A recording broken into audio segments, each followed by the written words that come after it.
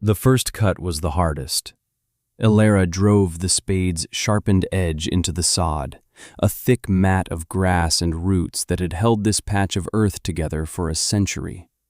The ground fought back, resilient and stubborn. She put her weight on the spade's shoulder, her boot heel grinding into the metal until a reluctant tearing sound gave way. She lifted the first square, heavy and dark with trapped moisture, and set it aside. One square, the beginning. Beside her, Boro, a dog of indeterminate lineage but immense size and stillness, watched with intelligent brown eyes. He shifted his weight from one great paw to the other, his tail giving a single, slow thump against the ground. He did not understand the purpose, but he understood her intent. That was enough. She worked until the sun dipped behind the western ridge, painting the sky in violent shades of orange and purple. Her hands, already calloused from a life of farm work, were raw. Her back ached with a low, insistent fire. She had cleared a space 10 feet long and 4 feet wide, a shallow wound in the earth between the back of her small cabin and the weathered gray wall of the barn. It looked like nothing, a misplaced garden plot, a grave for a giant. The next morning, Silas Blackwood rode by on his old mare. He reined in, his face a roadmap of 70 hard winters, creased with skeptical curiosity. He spat a stream of tobacco juice that froze almost before it hit the ground. "What in creation are you doing, girl?" Ilara didn't stop her work. She drove the spade into the soil, now a foot deep. "Digging a tunnel." Silas chuckled, a dry, rattling sound. "A tunnel? To where? China?" "To the barn," she said, her voice quiet, almost lost in the vastness of the valley. She straightened, wiping a bead of sweat from her brow with the back of a muddy glove. The air was so cold, the sweat felt like a sliver of ice. 40 feet of frozen ground, for what? He pressed, his tone a mixture of pity and condescension. "A bit of a walk in the snow is good for the soul. Wait until winter really sets in. That ground will be iron. You'll give up." "I have a plan," she said. It was the same thing she had told everyone who asked, which were few.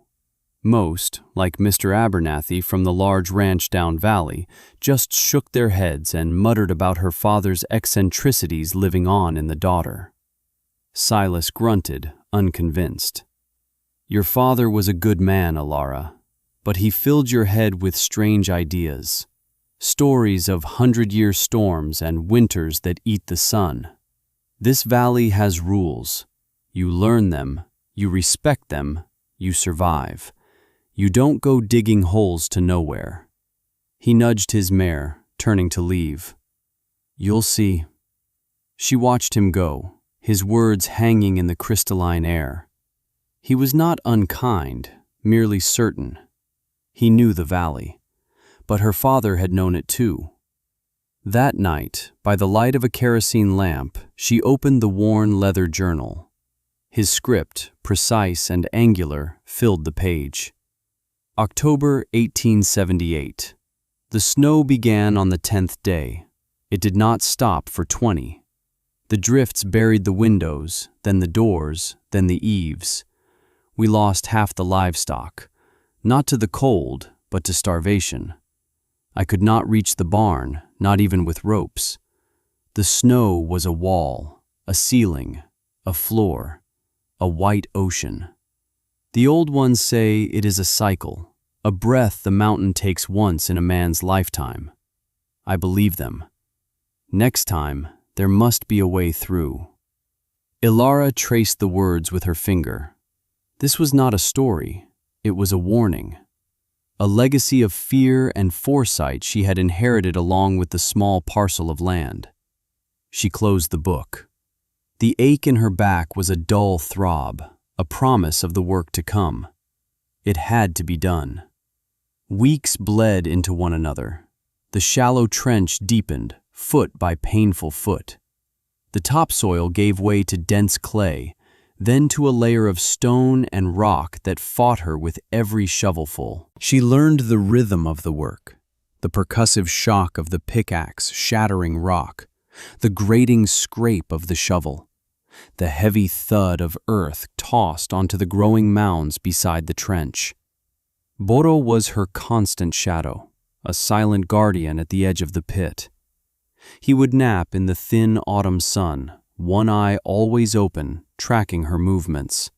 Sometimes, when she paused to catch her breath, leaning on her shovel handle, he would walk to the edge, peer down into the deepening darkness, and let out a soft whine, a question she couldn't answer with words. One afternoon, Mrs. Gable arrived, her round face etched with concern. She carried a still warm apple pie, its scent a sweet intrusion into the cold, earthy air. "Elara, child," she said, her voice soft. "Silas tells me you're still at this project." "I am," Elara said, accepting the pie with a grateful nod. Her hands were caked in mud, and she was careful not to smudge the tin. "It's not right, a young woman alone, working herself to the bone like this. This is man's work, and for what?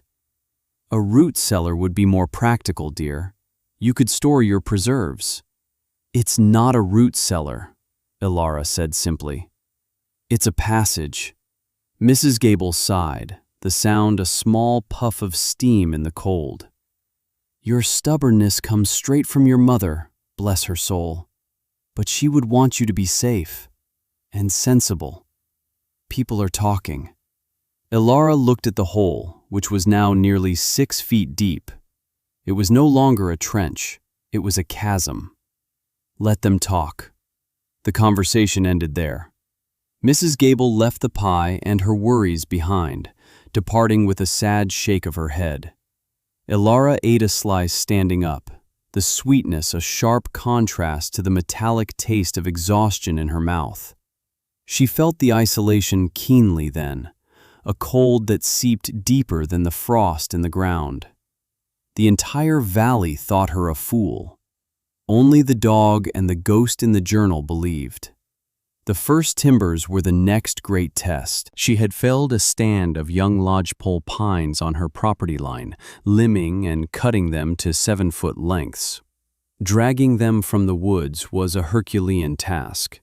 Boro, sensing the struggle, would sometimes grab the end of a rope in his teeth and pull, his massive body straining, but the true weight was hers alone. The problem was leverage. She needed to frame the tunnel, to build a wooden skeleton that would hold back the immense pressure of the earth. Getting the vertical posts into place was difficult. Wrestling the horizontal roof beams atop them was nearly impossible. She devised a system of ropes and a crude fulcrum, but it was slow and dangerous. More than once, a heavy beam slipped, crashing down into the tunnel with a boom that sent Boro scrambling back. She would sit on the edge, her heart pounding, her hands shaking, and stare at the fallen log. Then she would climb down, reset her ropes, and begin again. Each small victory, each perfectly set frame, felt like winning a war. The tunnel began to take shape, a dark, ribbed maw extending from the hole she dug in her cabin's foundation. It was during one of these struggles that Silas's son, Liam, appeared. He was younger than her, barely 20, with his father's wiry strength but none of his rigid certainty. He had a quiet watchfulness about him. He didn't approach with questions or advice. He just stood for a long time at a respectful distance, watching her fight with a particularly heavy roof beam. She had it halfway up, balanced precariously on a post, her muscles screaming. "Looks heavy," he said, his voice calm. Elara grunted, not taking her eyes off the timber. "It is." He walked to the edge of the tunnel. "My father says you're trying to dig to the center of the earth." "Just to the barn," she replied, her breath coming in ragged gasps. He considered this for a moment. Then, without another word, he slid down the earthen ramp into the tunnel. He was tall and had to duck his head beneath the completed frames. He walked to the other end of the beam she was struggling with. "Tell me when you lift," he said. She stared at him, surprised. "I can manage." "I know," he said, a faint smile touching his lips. "But two can manage it easier." Together, on the count of 3, they lifted the heavy pine log. It settled into place with a satisfying finality, seating perfectly on the upright posts. The air in the tunnel was close, smelling of raw earth and freshly cut wood. In the gloom, she could just make out the line of his jaw, the earnestness in his eyes. He wasn't mocking her, he was helping. "Thank you," she said, the words feeling inadequate. "You've done 20 feet of this alone," he said, looking down the line of perfectly spaced frames. "That's something." He didn't say it was smart or sensible. He didn't have to. He had offered his strength, and in doing so, had offered a sliver of belief. It was more than anyone else had given her. From that day on, Liam came by most afternoons. They worked in a comfortable silence, their movements synchronized by the shared task. He never questioned the purpose of the tunnel. He only focused on the mechanics of its construction. How to brace a section where the soil was sandy. How to cut a better joint for the frames. His presence made the work go faster, but more than that, it chipped away at the profound loneliness of her task. Someone else was in the hole with her. By the time the first snow flurries danced in the air, a sign of the winter to come, the tunnel was nearly complete. 38 feet of timber-lined passage, 3 feet wide and 5 feet high, a sturdy wooden artery connecting her home to her animal shelter. The work had consumed her autumn. She was leaner, her muscles corded and hard. Her hands were a permanent landscape of calluses and scars. But when she stood at the cabin entrance and looked down the long, dark corridor to the square of light that was the barn door, she felt a satisfaction so deep it was almost a physical presence. Mr. Abernathy chose that day for his visit. He arrived in a fine buggy, his clothes clean, his face pinched with disapproval. He owned the largest ranch in the valley, a sprawling enterprise of cattle and wealth that made her small homestead look like a child's plaything. He surveyed the mounds of excavated earth, the sawdust, the wood shavings. He peered into the tunnel's entrance as if looking into a serpent's mouth. "Miss Ilara," he began, his voice smooth and patronizing. "I've tried to ignore the rumors. I defended you, in fact. Said the girl was just grieving her father, finding her way. But this..." He gestured vaguely at the hole. "This is a folly. It is an embarrassment. It lowers the character of the entire valley." Ilara stood straight, her hands clasped behind her back. Boro moved to her side, a low rumble starting in his chest.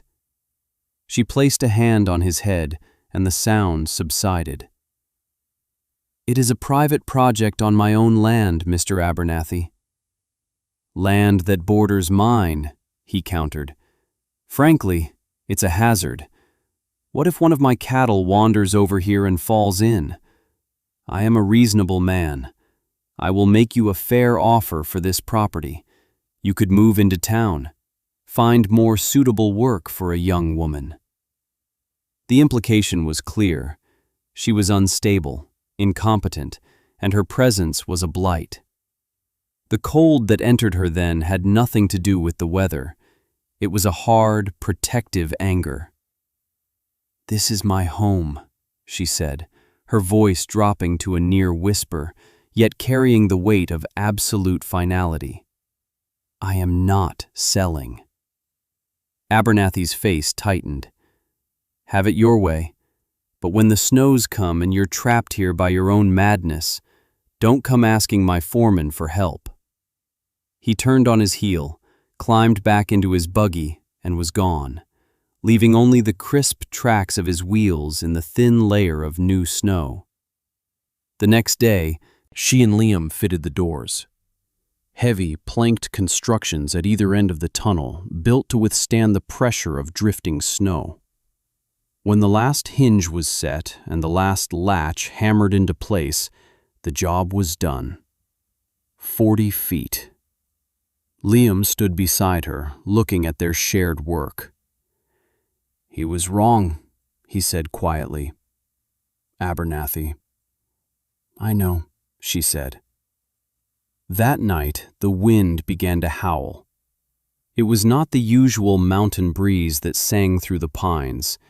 This was a different sound, a deep, mournful moan that seemed to come from the core of the earth. Boro was restless, pacing the small cabin, his claws clicking on the floorboards. He would go to the door, sniff the air, and a whine would catch in his throat. Ilara looked at the sky. It was a strange, bruised purple, the clouds hanging low and heavy, pregnant with a terrible weight. She brought in extra firewood, stacking it high against the wall until there was barely room to move. She checked the seals on her windows, stuffing rags into any cracks. Her father's journal lay open on the table. "The sky will tell you first. It will turn the color of a deep plum. The wind will speak in a new voice. The animals will know. Trust them." She trusted Boro, and she trusted the sky. The snow began as a whisper, soft flakes drifting down in the unnatural twilight of midday. Within an hour, it was a torrent. The world outside her windows dissolved into a churning vortex of white. The wind shrieked, a living thing clawing at the log walls of her cabin. The temperature plummeted. It was a violence she had never witnessed, a raw and untamable power that dwarfed human endeavor. The sounds were terrifying. The roar of the wind, the groaning of the cabin's old timbers, the periodic heavy thud of snow sliding from the roof. But inside, Ilara was calm. She stoked the fire, prepared a simple meal, and sat with Boro, her hand resting on his warm, solid back. The fear was a current under the surface, but above it was a profound sense of readiness. She had prepared for this. The first test of the tunnel came that evening. The cow in the barn would need milking, the chickens feeding. In any other winter, she would have waited for a lull, bundled herself in every layer she owned, and fought her way through the deepening drifts, a journey that could take an hour and leave her half frozen. Tonight, she lit a lantern, lifted the heavy bar on the tunnel door in her cabin's foundation, and stepped into the darkness. The contrast was immediate and startling. The roar of the blizzard was instantly muffled, reduced to a distant, subterranean rumble. The air in the tunnel was still and cold, but utterly calm. It smelled of earth and pine. Her lantern cast a warm, golden glow on the timbered walls, the light flickering and dancing ahead of her. Her footsteps were the only sound. It was a passage of profound peace carved directly through the heart of chaos. 40 feet felt like a mile and no distance at all. When she emerged into the barn, the animals were restless, spooked by the storm raging outside, but they were safe. The familiar scent of hay and livestock was reassuring. She milked the cow, her movements practiced and steady, the rhythmic sound a comfort against the storm's fury. She scattered grain for the chickens. As she worked, she could hear the wind trying to tear the shingles from the barn roof. But here, in this small pocket of shelter, life went on. The journey back was just as peaceful. She closed the cabin door behind her, sealing out the storm once more. She was not trapped. she was secure. The tunnel was not a folly. It was a lifeline. For 3 days, the world ceased to exist. The snow never stopped. It piled in drifts that defied imagination. The windows were the first to go, the light dimming until it was extinguished completely, plunging the cabin into a perpetual twilight lit only by the fire and the lantern. Then the snow climbed the walls, its weight pressing in, making the log structure groan. By the third morning, a profound silence had fallen. The shrieking of the wind was gone, buried like everything else. She was living at the bottom of a white ocean. Without the tunnel, she would have been entombed. Her food would have eventually run out. Her animals would have perished. Panic would have set in. But the tunnel was there.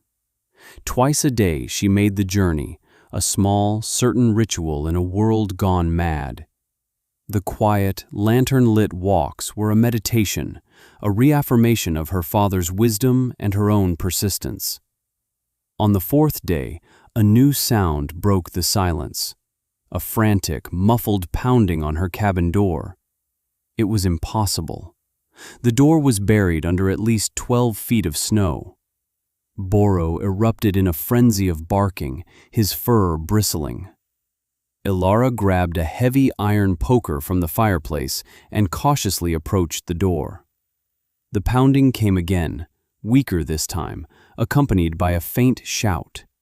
It wasn't at the door, it was at the roof. Someone was on her roof. She unbarred the door, but it wouldn't budge. The weight of the snow was like a mountain. There was only one way out.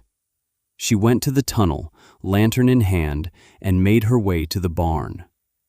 The barn door was similarly blocked, but the large hayloft door on the second story was higher.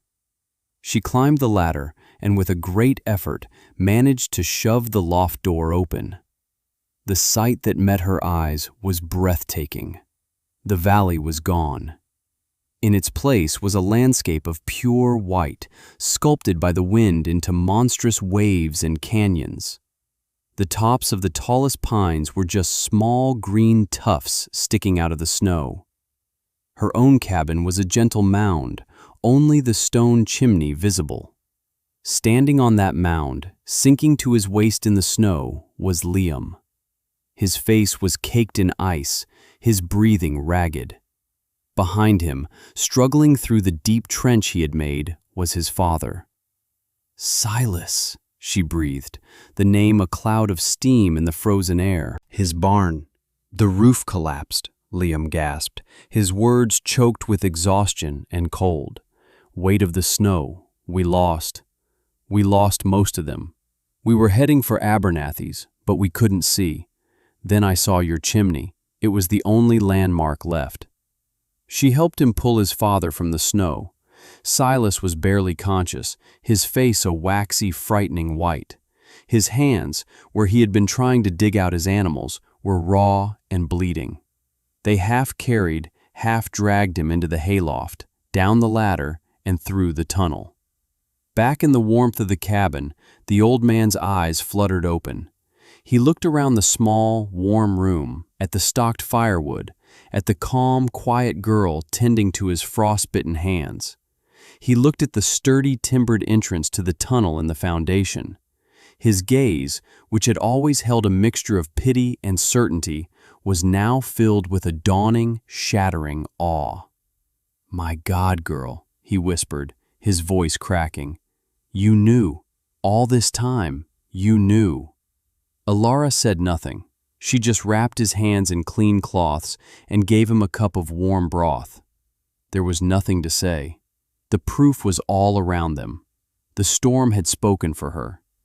Over the next 2 days, more survivors made their way to the unlikely sanctuary of her cabin. Liam, using the knowledge of the tunnel's location, became a guide, venturing out and leading others back. He brought Mrs. Gable, weeping with relief and cold. He brought the miller and his family, their own home half crushed by a drift that had slid from the hillside. Soon, 12 people were crowded into her small home, sharing her food, sleeping on her floor, warmed by her fire. Her cabin, connected to the barn by its impossible umbilical cord, had become an ark. They spoke in hushed tones of the devastation. Abernathy's grand, modern barn, the pride of the valley, had collapsed just like Silas's, its steel frame buckling under a weight it was never designed to bear. He and his family were trapped in their large house, alive but isolated. The community, for so long defined by its scattered, independent homesteads, was now huddled together in the one place that had been built on a foundation of memory and foresight. They looked at Ilara with a new kind of respect, a quiet reverence. She was no longer the strange, stubborn girl digging a foolish hole. She was their savior. When the storm finally broke and the sun emerged, it was to a world transformed, alien and beautiful in its deadly white purity. The work of digging out began, a communal effort born of shared disaster. The tunnel was the key. It was the only reliable way to move between structures, a base of operations from which they could begin to reclaim their world. Shovels and supplies were stored in the barn, and people moved back and forth through the passage Ilara had bled for. One evening, as the slow work of digging out continued, Silas found her standing at the entrance to the tunnel, watching the sunset paint the endless snowfields in hues of pink and gold. He stood beside her for a long time, the silence comfortable. "I owe you an apology," he said finally, his voice thick with emotion. "And my life, my son's life."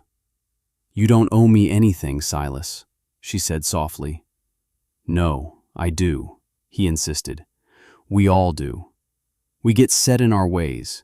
We think we know the mountain, know the seasons. We trust what we can see. Your father, he saw further, and you listened. We thought you were mad for digging in the earth. We were the fools for not looking at the sky." He reached out and placed a gnarled hand on the timber frame of the tunnel entrance. "This is the smartest thing I've ever seen in this valley." It was the highest praise he could offer, a complete reversal of his first dismissive judgment. The open loop of his skepticism was finally, and humbly, closed. In the spring, when the great thaw came and the true extent of the damage was revealed, the valley began to rebuild. But something had changed. The old certainties were gone, replaced by a hard-won humility. Mr. Abernathy, his fortune greatly diminished and his pride shattered, came to her. He did not offer to buy her land. He offered to fund the improvement of the tunnel. "It should be permanent," he said, his voice stripped of its usual arrogance. "Stone-lined, a legacy for the whole community, a reminder." Ilara agreed. That summer, stonemasons came, and with Liam overseeing the work, they transformed the timber-framed passage into a permanent, arched stone tunnel. It was a beautiful, enduring piece of work, a testament not just to her labor, but to the valley's collective survival and newfound wisdom. The knowledge from her father's journal was no longer a private inheritance. She shared it freely, teaching Liam and others how to read the weather, how to understand the rhythms of the land, how to prepare not for the winter you expect, but for the one you fear. She and Liam were married the following autumn, at the mouth of the tunnel that had, in its own way, brought them together. The years that followed were good to the valley. The story of the Great Blizzard of '98 and Ilara's tunnel became a local legend, a cautionary tale told to children about the importance of listening to unconventional wisdom. The tunnel itself became a part of the homestead's daily life, a convenient path in winter, a cool refuge in summer, a place where children, her children, played hide and seek. Ilara and Liam raised a family on the land, their lives intertwined with the seasons and the solid, reassuring presence of the stone passage. Boro grew old. His great, muscular body became lean, his muzzle frosted with gray. His movement slowed, and he spent most of his days sleeping by the hearth, the same spot where he had lain as a young dog, watching her come and go. One cold winter morning, 17 years after the blizzard, he did not wake up. He had passed peacefully in his sleep, his long duty as a silent witness finally over. Ilara and Liam buried him on the small rise overlooking the cabin, near the tunnel entrance, beneath a tall pine tree. She placed a simple field stone on the grave. There were no words to carve that could encompass his quiet, unwavering loyalty. He was a good witness. That was enough. Decades passed. Ilara's hair turned the color of snow. Her hands, once scarred from digging, became soft with age, though the strength remained in their grip. She became the valley's matriarch, the keeper of its history, the woman who had listened to the earth and the sky when no one else would. She saw her children grow and have children of their own, their laughter filling the small cabin that had once been a refuge for the desperate. Liam passed first, quietly in the spring, and she mourned him with the same deep, silent strength she had applied to all things in her life. She lived to be 87. Her own end came as peacefully as Boro's had, in her own bed, looking out the window at the valley she had helped to save and reshape. Her family laid her to rest beside Liam and Boro and the long-weathered stone of her parents. On her grave marker, her children carved a simple epitaph, the words taken from an old journal entry of their grandfathers she had often quoted. She held fast and endured. Long after she was gone, the homestead remained. The cabin stood, its logs silvered with age. The barn leaned slightly, but its bones were still strong. And between them, a dark, arched opening in the hillside, lay the stone tunnel. It was covered in moss now, weathered by 100 more winters, but it was as solid and certain as the day it was built. It was more than a passage. It was a monument to a quiet girl, a faithful dog, and the stubborn belief that the right kind of work, no matter how lonely or misunderstood, could hold back the storm. It was her legacy, written not in words, but in stone.